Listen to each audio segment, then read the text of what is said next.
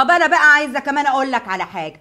موضوع بقى ان مفيش حد مسك ايدي قبلك ده اونطه. ايه ده؟ يعني انت اتمسك ايدك؟ طبعا. انا اتخطبت 4 مرات في ال5 سنين، مفيش واحد من دول فكر يمسك ايدي. ليه؟ بتكهرب. طلعي اللي في قلبك يا بت، طلعي اللي في قلبك، ده البرفيوم شغال، خدي رشتين كمان وقولي لي مسك ايه بعد ايدك. مسك كوعي يا حبيبي. كوعك؟ والله العظيم اخلص البرفيوم ده واجيب اخرك يا بت. ما بخافش يا عينيا. وعلى فكره الطيار اللي كان متقدم لي ده ديليفري. لا دي ما كذبتيش فيها، هو الطيار ديليفري فعلا.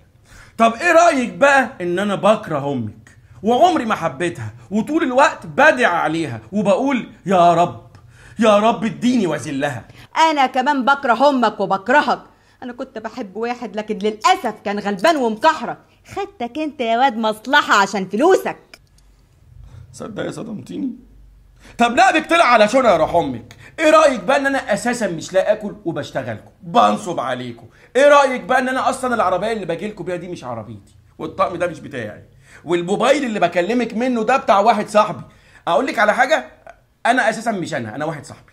يا نصابي.